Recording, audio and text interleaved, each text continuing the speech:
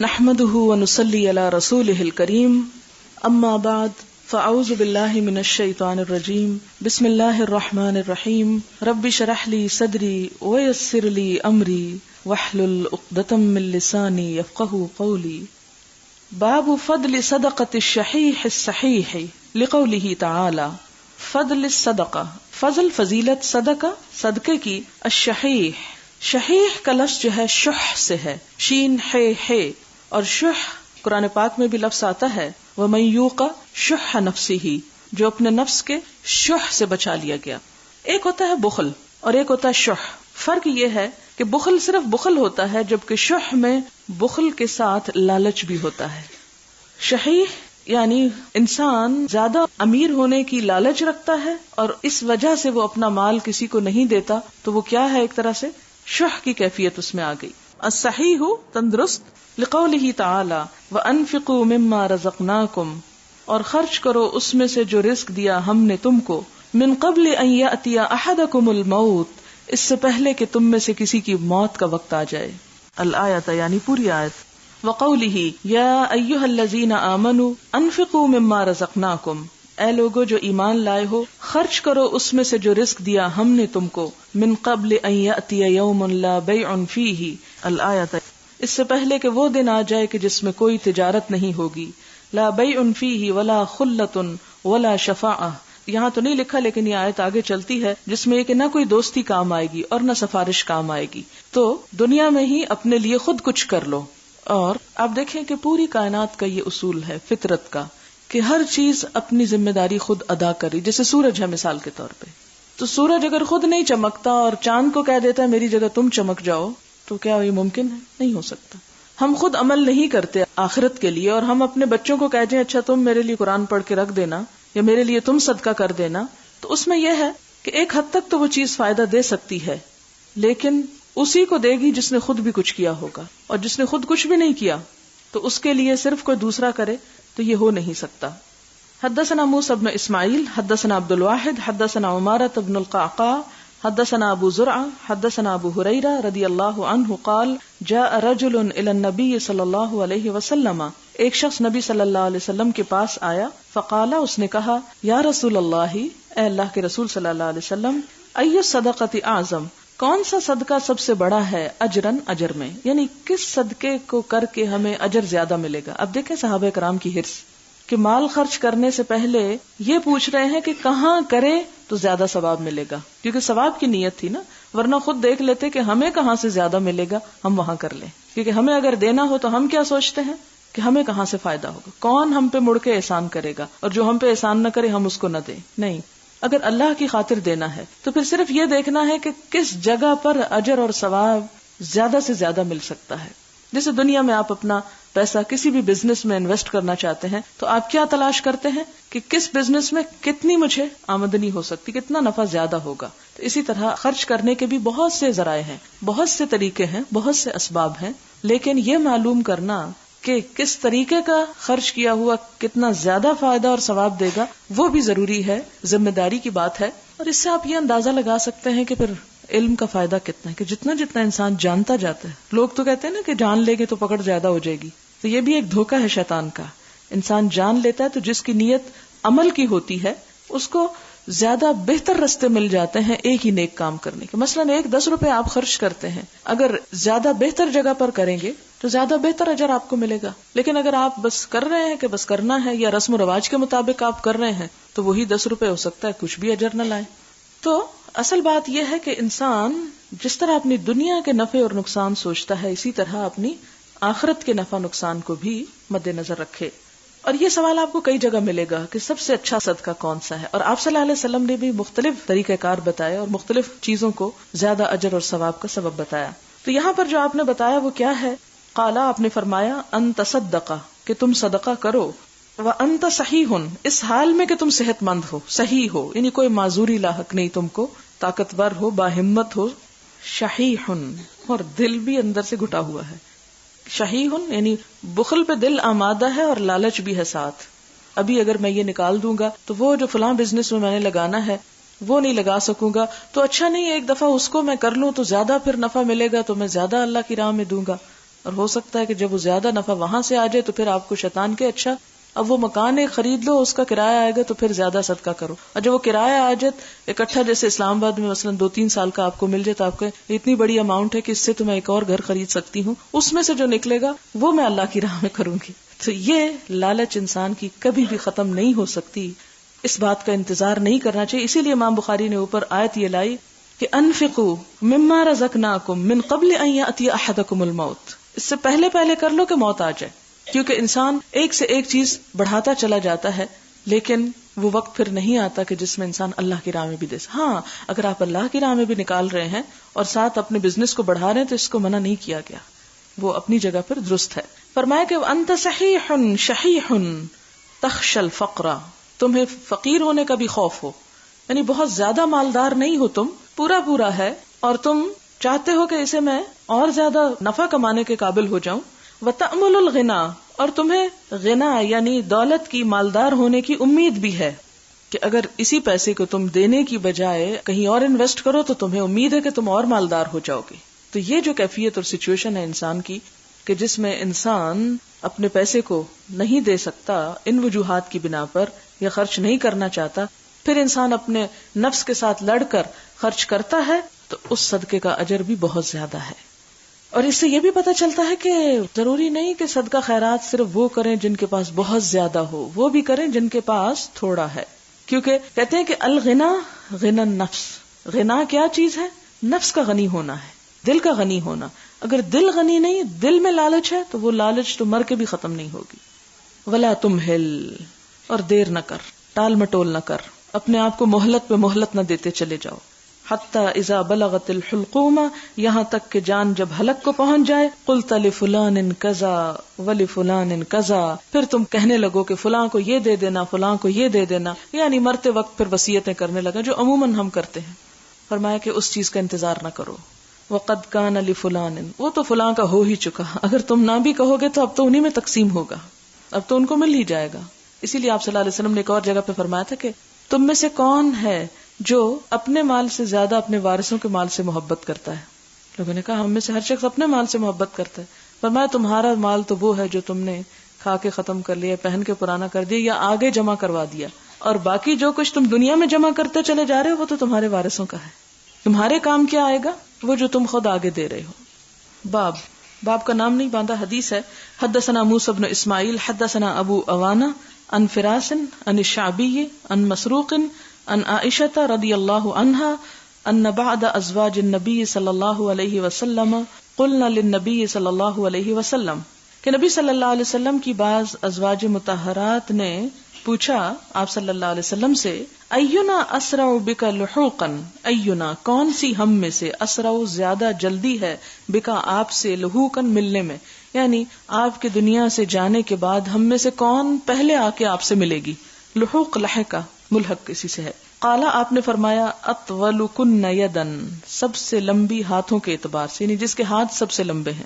فاخذوا، تو ان ازواج مطہرات نے لی، قصبتن ایک چھڑی، یعنی ایک جیسے پیمانہ ہوتا ہے وہ لی، یزرعونہا جس سے وہ ناپنے لگی کہ لمبائی کس کے ہاتھوں کی زیادہ ہے.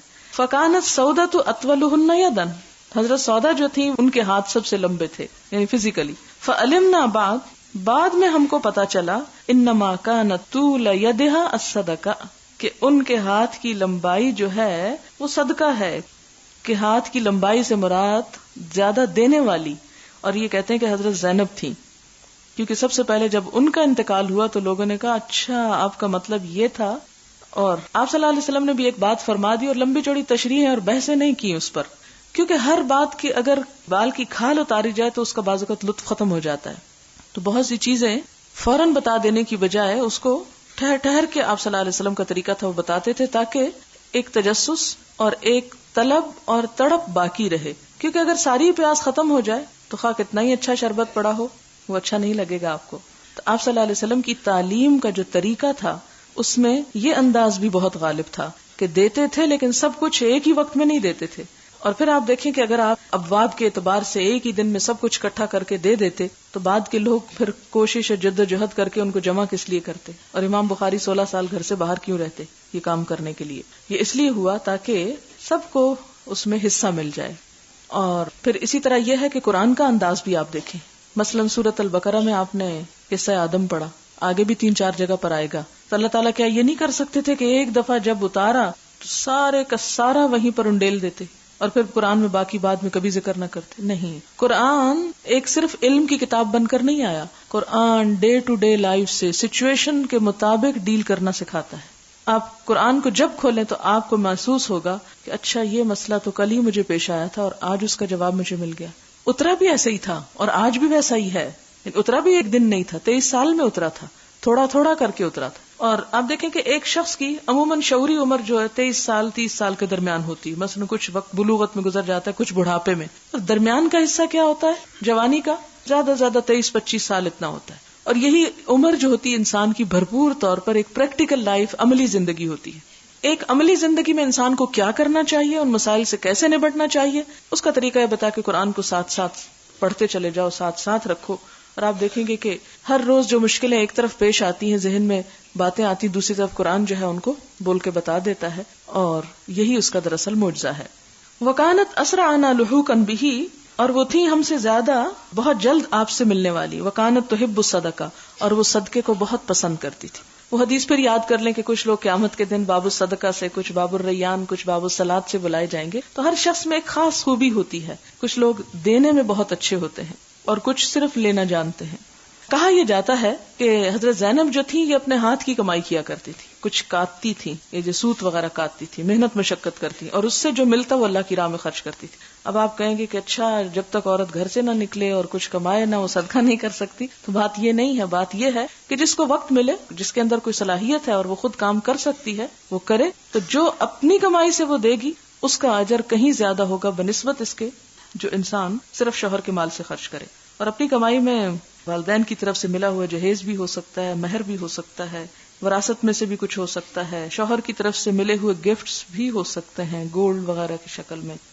باب صدقۃ العلانیۃ, علانیہ صدقہ کرنا یعنی دکھا کے کرنا, سب کو بتا کے کرنا کہ جی میں یہ فلاں جگہ یہ دیا ہے. کیا اس میں کوئی جرم ہے؟ نہیں. وقولہ عز وجل الذین ينفقون اموالہم, وہ لوگ جو اپنے مال خرچ کرتے ہیں, باللیل والنہار, رات اور دن, سرا وعلانیۃ, چھپا اور دکھا کر, یعنی دونوں طرح سے. الی قولہ ولا هم يحزنون, یعنی اگر کسی کو یہ ڈر نہ ہو کہ وہ ریاکاری کرے گا تو پھر دکھا کے دینے میں بھی کوئی حرج نہیں.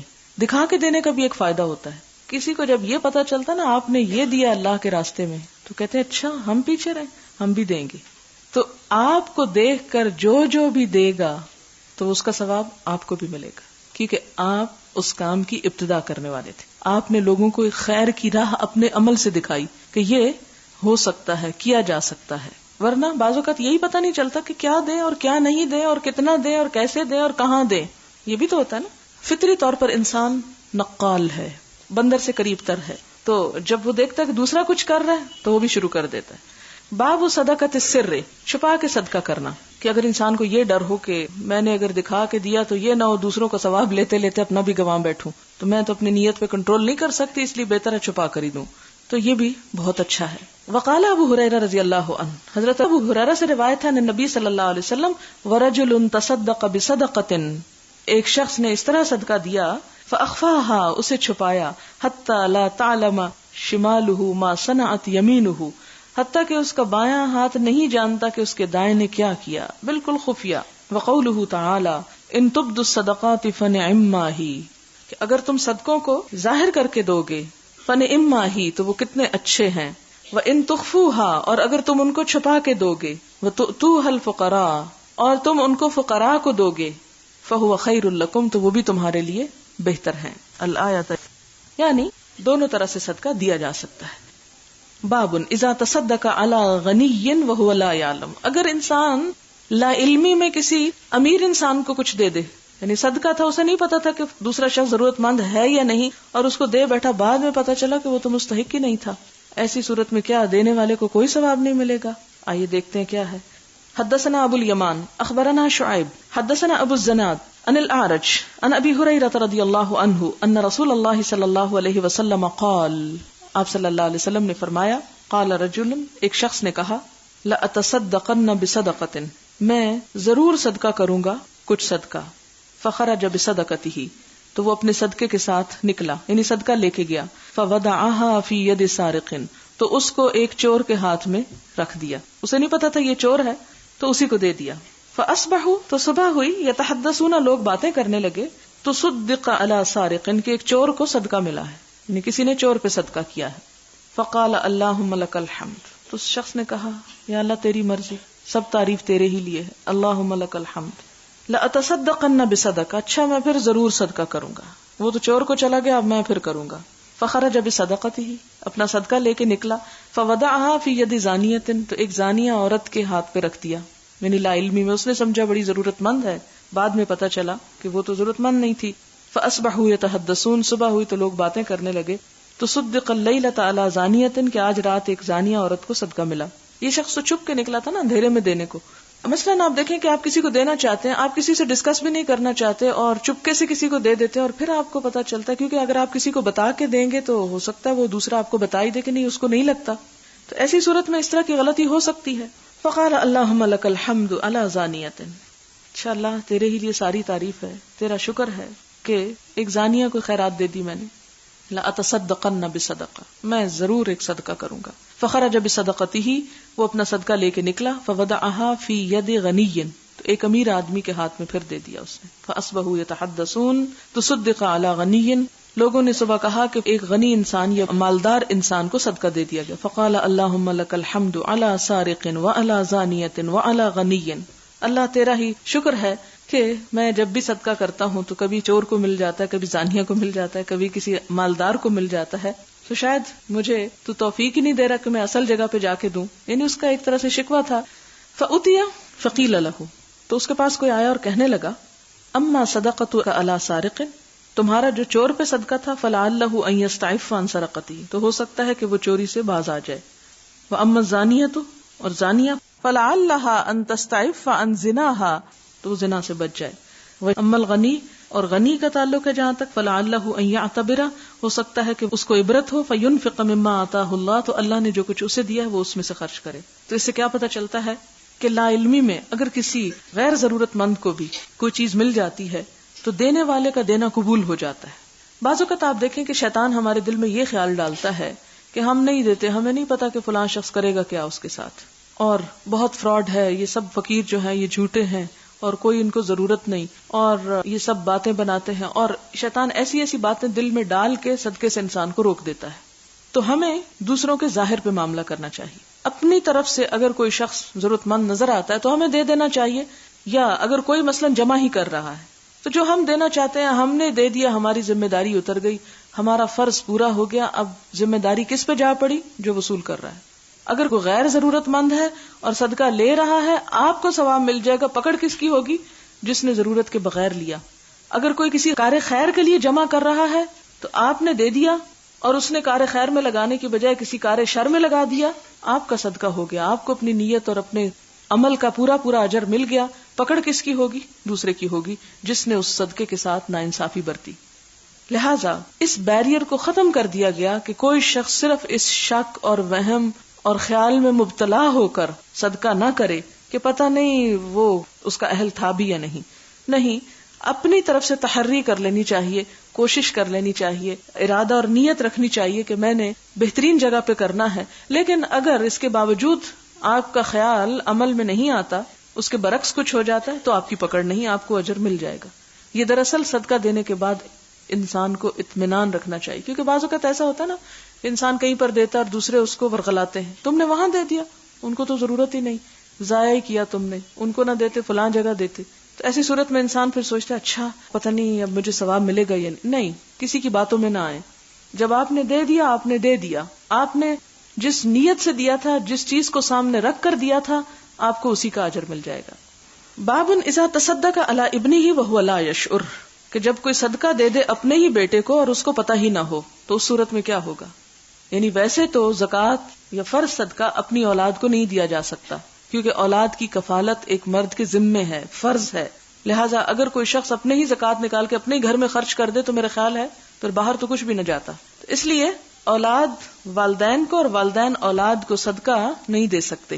اب اگر کسی نے بھول کر ایسا ہی کر لیا، لا علمی میں کر لیا، تو حدثنا محمد بن یوسف حدثنا اسرائیل حدثنا ابو الجویریہ ان معن بن یزید رضی اللہ عنہ حدثه قال، معن بن یزید کہتے ہیں بایعت رسول اللہ صلی اللہ علیہ وسلم، میں نے نبی صلی اللہ علیہ وسلم سے بیعت کی، انا و ابی و جدی، میں نے، میرے باپ نے، میرے دادا نے، یعنی تینوں اکٹھے تھے، وخطب علیہ، تو آپ نے میری منگنی کروا دی، فانکحنی، میرا نکاح پڑھوا دیا۔ اب دیکھیں باپ بھی زندہ ہیں، دادا بھی زندہ، ان کو نہیں خیال آیا، حضور صلی اللہ علیہ وسلم کتنے مہربان تھے۔ وخاصمت الیہ، اور میں ایک مقدمہ لے کر آپ کے پاس آیا، وکان ابی، اور میرا باپ یزید جو تھا، اخرج دنانیرا، اس نے کچھ دینار نکالے، یتصدق بہا، ان کے ساتھ صدقہ کیا، فوضع عند رجل فی المسجد، تو مسجد میں ایک شخص کے پاس رکھوایا، فجئت، تو میں آیا، فاخذتها، میں نے لے لیا اس کو، فاتیته بہا، اور اس کو میں ساتھ لے آیا، یعنی اپنے باپ کے پاس لے، فقال، باپ کہنے لگا، واللہ ما ایاک اردت، اللہ کی قسم میں نے تمہارا ارادہ نہیں کیا تھا، میں نے تجھے دینے کی نیت سے مسجد میں نہیں رکھوایا تھا۔ فخاصمته الى رسول اللہ صلی اللہ علیہ وسلم، تو میں اپنا جھگڑا حضور صلی اللہ علیہ وسلم کے پاس لے گیا، فقال، تو آپ نے فرمایا، لک ما نویت یا یزید، اے یزید جو تم نے ارادہ کیا تھا وہ تمہیں مل گیا، یعنی تمہاری نیت کا ثواب تم کو مل گیا، ولک ما اخذت یا معن، اور اے معن جو ان کا بیٹا تھا جس کا نکاح پڑھایا تھا آپ نے، اور معن جو تم نے لے لیا وہ تیرا ہو گیا، یعنی تو بھی واپس نہ کر۔ اگر آپ کے پاس یہ فیصلہ آتا آپ کیا کرتے؟ کیونکہ ہم عقل سے فیصلہ کرتے، آپ نے وحی کے ساتھ کیے تھے۔ اب آپ دیکھیں اس سے کیا پتہ چلتا ہے کہ لا علمی میں اگر زکوٰۃ اپنی ہی اولاد تک پہنچ جاتی، مثلاً آپ نے کسی کو دی اور اس نے دیکھا کہ آپ کے بچے زیادہ ضرورت مند ہیں، مثلاً ایک شادی شدہ بیوہ بچی بیٹھی ہوئی ہے، تو ماں باپ عموماً کیا کرتے ہیں؟ عموماً یہ ہوتا ہے کہ جو بچے کسی طرح محروم ہو جاتے ہیں پھر ان کے ساتھ زیادتیوں پر زیادتیاں بھی بعض اوقات شروع ہو جاتی، تو عموماً والدین کیا سمجھتے ہیں کہ شاید اس کو دینے میں ثواب نہیں ہے، ہم کہیں اور ہی دیں تو بہتر ہے۔ اب اگر کسی شخص نے کسی کو دیا کہ اچھا میرا یہ مال صدقہ کر دو، بعض اوقات انسان دوسروں کو بھی دے دیتا ہے نا کہ آپ میری طرف سے جا کے کسی ضرورت مند کو دے دیں، ایسے شخص کو دے دیں کہ جو بہت ضرورت مند ہے، اور وہ دیکھتا ہے کہ آپ ہی کی بیٹی ضرورت مند ہے اور وہ جا کے اس کو دے دیتا ہے، یعنی ڈائریکٹ یہاں سے تو اجازت نہیں دینے کی، لیکن اس نے اس کے ذمہ لگایا اور اس نے ادھر ہی جا کے دیا، تو بیچ میں جو واسطہ پڑا اس واسطے کی وجہ سے وہ اگر وہیں پہنچ گیا تو اس میں کوئی حرج نہیں۔ نفلی صدقات تو ویسے ہی دینے میں پہلے رشتہ داروں ہی کو دیکھنا چاہیے، مثلاً وہ اسامہ بن زید کا واقعہ آپ نے پڑھا ہوگا، جب یہ آیت اتری کہ لن تنالوا البر حتى تنفقوا مما تحبون، تو کوئی شخص ایسا نہ رہا کہ جس نے کچھ نہ کچھ لا کے نہ دیا ہو، ہر ایک نے اپنی پسند کی کوئی نہ کوئی چیز نکالی۔ تو حضرت زید بن حارثہ جو تھے ان کو اپنا ایک گھوڑا بڑا پسند تھا جس کا نام سبل تھا، انہوں نے کیا کیا، لا کے حضور صلی اللہ علیہ وسلم کے ہاتھ میں باغ پکڑا دی، آپ اسے جو چاہیں کریں۔ آپ صلی اللہ علیہ وسلم نے اس کو پکڑ لیا اور اسامہ کو بلایا جو زید ہی کے بیٹے تھے اور اس پہ سوار کر دیا، جاؤ۔ وہ حیران پریشان ہو گئے کہ یا رسول اللہ صلی اللہ علیہ وسلم اس کو تو دینے کے لیے نہیں میں لایا تھا، میں تو اللہ کی راہ میں لایا تھا۔ تو آپ نے فرمایا تمہاری نیت پوری ہو گئی اور زیادہ حقدار تمہارا اپنا بیٹا ہے۔ اگر اپنی ہی اولاد ضرورت مند ہے تو پہل وہاں سے کرنی چاہیے، نفلی صدقات تو وہاں دینے چاہیے، لیکن زکوٰۃ وغیرہ جو ہے وہ نہیں آپ دے سکتے، لیکن اگر کسی اور واسطے سے وہاں پہنچ جاتی تو آپ کی ادا ہو گئی، خواہ آپ کو پتہ بھی چل جائے، آپ کو دوبارہ دینے کی ضرورت نہیں ہے۔ باب الصدقۃ بالیمین، دائیں ہاتھ سے خیرات کرنا، یعنی ہر کام دائیں ہاتھ سے کرنا اچھا ہے، خیرات بھی دائیں ہاتھ سے کرنی چاہیے۔ حدثنا مسدد حدثنا یحییٰ عن عبید اللہ قال حدثني خبیب بن عبد الرحمن عن حفص بن عاصم عن ابی ہریرہ رضی اللہ عنہ عن النبی صلی اللہ علیہ وسلم قال، آپ نے فرمایا، سبعۃ، 7 لوگ، یظلھم اللہ، اللہ ان کو سائے میں رکھے گا، اللہ تعالی فی ظلہ، اپنے سائے میں، اپنے سائے میں سایہ فراہم کرے گا، یوم، اس دن، لا ظل الا ظلہ، جس دن کوئی سایہ اس کے سائے کے سوا نہ ہوگا۔ کون ہیں وہ 7 لوگ؟ امام عدل، عدل و انصاف کرنے والا حاکم، وشاب، وہ نوجوان، نشأ، پرورش پائی، فی عبادت اللہ، اللہ کی عبادت میں، یعنی جو پروان چڑھا اللہ ہی کی عبادت میں، نشو نما پائی یا جوان ہوا اللہ ہی کی عبادت میں، ورجل، اور وہ شخص، قلبہ معلق فی المساجد، کہ اس کا دل لٹکا رہتا ہے مسجدوں میں، یعنی اللہ کے عبادت کی جگہوں میں، ورجلانی، اور 2 لوگ، تحابا فی اللہ، جنہوں نے باہم محبت کی اللہ ہی کی خاطر، اجتماع علیہ، اسی پر جمع ہوئے، یعنی اسی کی محبت کی خاطر اکٹھے ہوئے، وتفرقا علیہ، اور اسی پر جدا ہوئے۔ اور اس کی وضاحت میں پیچھے کر چکی ہوں کہ جدائی سے مراد ایک تو وقتی جدائی ہے اور ایک دنیا سے جدائی ہے، کہ وہ محبت مرتے دم تک قائم رہی۔ ورجل اور وہ شخص دعته امرأة بلایا اس کو ایک عورت نے ذات منصب صاحب حیثیت یا سٹیٹس والی نے وجمال اور حسن والی نے، یعنی ایسی عورت نے زنا کی دعوت دی کہ جو خود بہت مالی اعتبار سے بھی اور خوبصورتی میں بھی اور معاشرے میں معاشرتی حیثیت کے اعتبار سے بھی بہت معزز تھی. فقالہ تو اس نوجوان نے کہا انی اخاف اللہ، میں اللہ سے ڈرتا ہوں. کیونکہ عموماً پہل مردوں کی طرف سے ہوتی ہے، لیکن اگر مرد پہل نہیں کر رہا، کسی عورت نے ایسا کام کہہ دیا تو پھر مرد کے لیے کنٹرول کرنا زیادہ مشکل ہے. تو اس صورت میں وہ کنٹرول کر جاتا، کہتے نہیں میں اللہ سے ڈرتا ہوں، میں اس دعوت کو قبول نہیں کرتا. تو ایسا شخص بھی اللہ کے سائے کے نیچے ہوگا. ورجل اور وہ شخص تصدق بصدقۃ جس نے کوئی صدقہ کیا فاخفاها پھر اسے چھپا کے کیا، حتی لا تعلم شمالہ یہاں تک کہ اس کا بایاں ہاتھ نہیں جانتا، ما تنفق یمینہ کہ اس کا دایاں کیا خرچ کر رہا ہے. ورجل اور وہ شخص ذکر اللہ خالیا جس نے اللہ کو یاد کیا تنہائی میں خالی ہو کر، ففاضت عیناہ پھر بہہ پڑی اس کی دونوں آنکھیں، یعنی وہ صرف اپنے آنسو اپنے رب کے سامنے بہاتا ہے. یہاں پر تو 7 باتوں کا پتہ چلا، دوسری احادیث میں کچھ اور باتوں کا بھی پتہ چلتا ہے. مثلا جو شخص جہاد میں مسلمانوں کو پیچھے سے بچائے جب مسلمان بھاگ نکلیں، جیسے حضرت ام عمارہ کا واقعہ ملتا ہے. ایک اور شخص جو بچپن میں قرآن سیکھے اور بڑا ہو کر اس کو پڑھتا رہے. ہمارے ہاں کیا ہوتا ہے کہ بچوں کی آمین ہو جاتی ہے اور بسم اللہ جب ہوتی ہے جب کوئی دنیا سے رخصت ہوتا ہے. 10واں وہ جو نماز کا وقت پانے کے لیے سورج کو دیکھتا رہے، یعنی دھیان رکھے، کیئرفل رہے کہ کہیں نماز نہ چلی جائے. ایک اور شخص وہ جو بات کرے تو علم کی بات کرے، خاموش رہے تو علم کے ساتھ رہے، یعنی فضول بے معنی بے مقصد لغو قسم کی گفتگو سے پرہیز کرے. وہ سوداگر جو سوداگری اور معاملے میں سچی بات کہنی، ایسا بزنس کرنے والا کہ جو عیب کھول دے اپنے، یعنی اپنی تجارت میں. 13واں وہ شخص جو تنگ دست قرض دار کو مہلت دے یا قرضہ کم کر دے. 14واں وہ جو مسجد میں ایک نماز پڑھ کر دوسری کے انتظار میں بیٹھا رہے. 15واں وہ جو قرض دار کو قرضہ معاف کر دے. 16واں وہ جو تنگ دست قرض دار پر خیرات کرے یا اس کو مہلت دے. 17واں جو بے ہنر کی خبر گیری کرے، جو ہنر نہیں سیکھ سکتا کہ اس سے اپنی روٹی کمائے، یعنی معذور شخص، ہینڈی کیپڈ کہ جو خود کچھ بھی نہیں کر سکتے، ان کی خبر گیری. 18واں جو مجاہدین کی مدد کرے.